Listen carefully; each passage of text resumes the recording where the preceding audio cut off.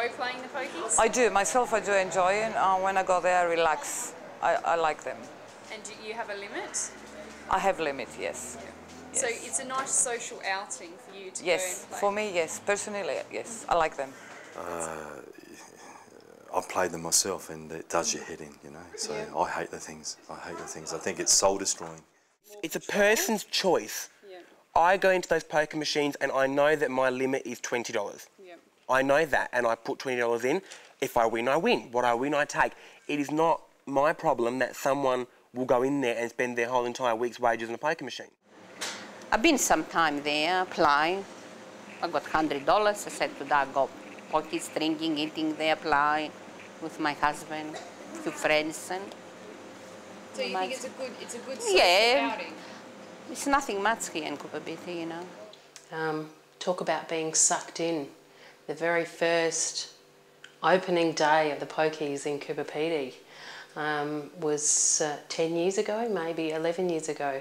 I actually, for some unknown reason, kept a list of how much was won in the first couple of days, and I have the dates, which was the 2nd of the 11th, 1994. My husband won $250 and I won $250. The 3rd of the 11th, my husband won $500 and I won $250. The 5th, we skipped a day. Not sure whether we went or we just didn't win anything that particular day. Doro won $700. That was on the 5th of the 11th. The 6th of the 11th, I won $225. On the 7th of the 11th, Doro won 2 lots, which was one of $200 and one of $100. That was the first week of the opening. Why haven't we won anything since? I want to ask about the pokies. Do you play? Yeah. Very often?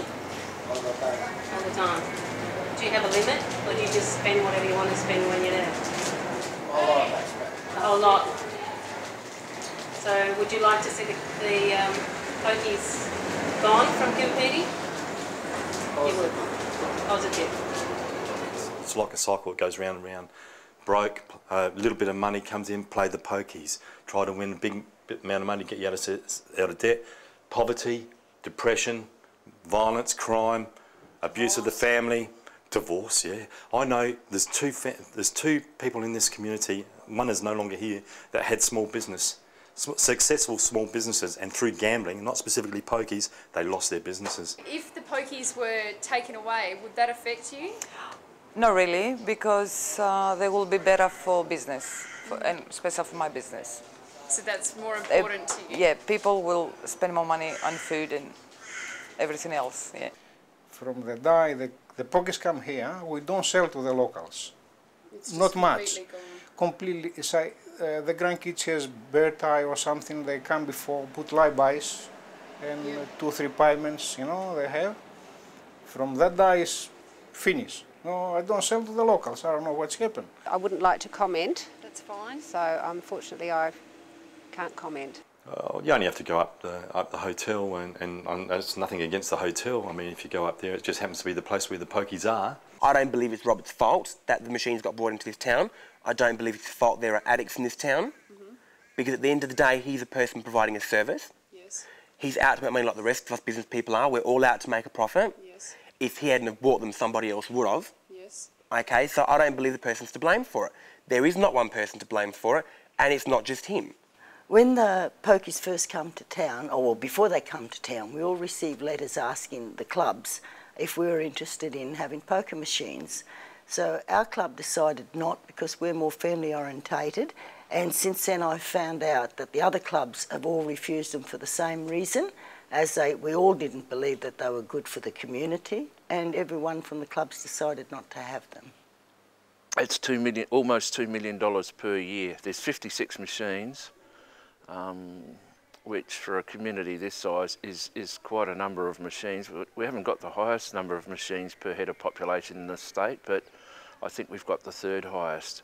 So in a town like this that's got one of the lowest average incomes in the state, that isn't good. Pokies should be in a place like they were before. They should be in a place where if you want to go and play and have a dabble, you have to go to, say, Mildura or the casino in Adelaide, all right, and you know that you've got 50 or 100 bucks to lose.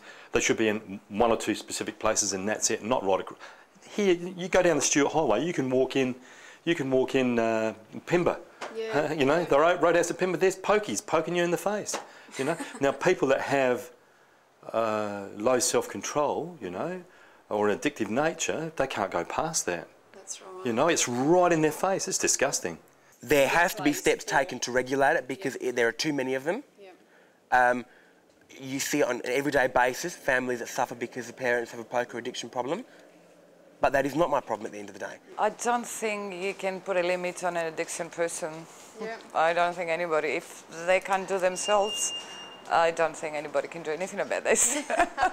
People in a family where they have a member that is an addict, they can't say to their children, here's $1 for an ice cream today, because $1 is just not found in a purse of an addict or of a family member of an addict. It's just not in anybody's purse because $1 fits into that machine and it's gone, and you can't really do much with anything less than $1.